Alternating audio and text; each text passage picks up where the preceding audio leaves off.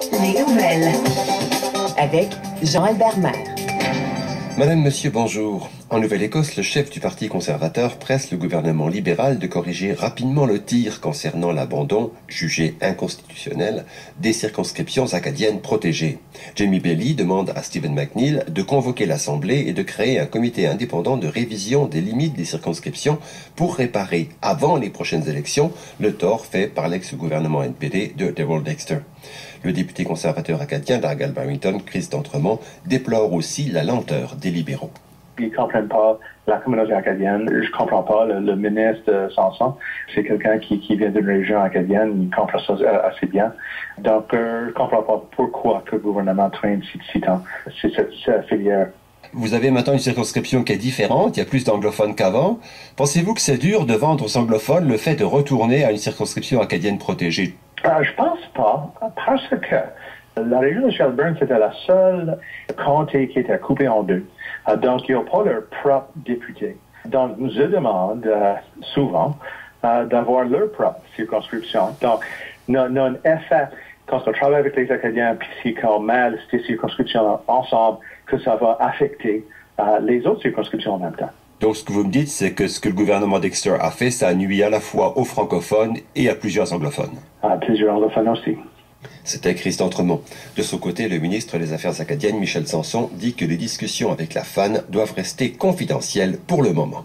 Nous avons dit, puis la décision, que nous allions rencontrer avec la Fédération acadienne pour discuter des options pour adresser la décision de la Cour.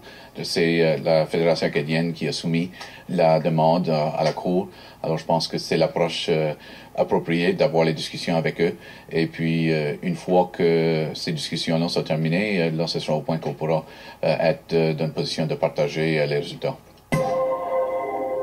Oui, voilà, restez assis, Monsieur d'Entremont. Bonjour, Chris d'Entremont. Ça va? Oui, ça va bien. On est dans votre circonscription, présentement. Merci de nous accueillir. Argyle Barrington. Oui, exactement. Merci beaucoup de nous accueillir. Merci beaucoup d'avoir accepté notre invitation également. Bonjour, tout d'abord. Ouais. Chris, bon, c'est pas la première fois qu'on se voit. Ça fait longtemps. Et on va peut-être parler un petit peu, avant de parler de la circonscription, là, parlons peut-être un peu de Chris d'Entremont. Ça fait longtemps que vous êtes en politique. Oui, on a déjà 14 ans. 14 ans. Que je suis député dans la région d'Argyle, dans la région d'Argyle Barrington. Oui, qui a changé, exactement. Donc, toute une vie de politicienne que j'ai déjà fait. OK. Et j'aime ça beaucoup. Oui. Donc, on va parler bien sûr, parce que je voulais voir avec ça. Et les gens vous apprécient également, là. Hein, parce que, bon, j'espère que ça. Vous êtes là depuis 14 ans. Ouais. Et il y a eu plusieurs gouvernements qui ont passé. Mais on ne sait pas. Quand ça vient à l'élection, c'est là que la décision se fait. C'est vrai. Et parlant d'élection, ça s'en vient. Ça s'en vient à quelque temps dans les prochaines 6 mois. Selon vous? 6 mois, je dirais 6 mois. Ici, 6 mois. Okay. Dans le mois de septembre, mois d'octobre, peut-être. OK. Est-ce qu'on est prêt? Non. Non? Non. Comment ça? Moi, je suis toujours prêt. Oui. Mais on a toujours la question de circonscription, les frontières qui se font, toutes sortes de différentes choses qui sont dans l'air, l'air du temps, quand on dit. Parlons-en, parce que votre chef presse le gouvernement libéral là, de corriger justement cette situation-là de tir concernant l'abandon qui a été jugé inconstitutionnel. On se souviendra, les circonscriptions acadiennes protégées. Là. Donc, votre chef demande de convoquer l'Assemblée et créer un comité indépendant. Ouais, c'est ce qu'il demande. Ouais, ce qu'on fait à tous les fois, à tous les 10 ans, on fait un réménagement des frontières. Okay. Et puis, ce qu'on essaie de faire, c'est on met ensemble un comité de les députés de chaque parti politique pour faire des définitions et choisir des personnes pour siéger sur la grande comité, sur la délimitation des frontières. On a besoin de commencer la discussion. On sait déjà que le Cour d'appel a déjà dit que c'est inconstitutionnel. Voilà. Donc, on a besoin de commencer quelque chose. Ouais. Et à ce moment ici, on n'a rien. Et même la législature n'est pas en session. On n'a pas déjà eu nos 30 jours d'avis que ça va recommencer. Donc, ça traîne, ça continue à traîner. Et vous aimeriez que ça se fasse avant les élections? On aimerait le voir avant l'élection, mais au minimum, on aimerait voir la discussion en place. Okay. Ouais, exactement. Bon, pourquoi que ça traîne selon vous? Le gouvernement voulait vraiment, je pense, une définition ou des recommandations qu'il pouvait suivre. OK. Dans le cours d'appel, ils ont vraiment dit, la question c'était si ce que le gouvernement Dexter a fait était-il constitutionnel ou pas. Ouais. Oui ou non? Okay. Et c'était oui, c'était inconstitutionnel. Oui. Mais il n'y avait pas de recommandation.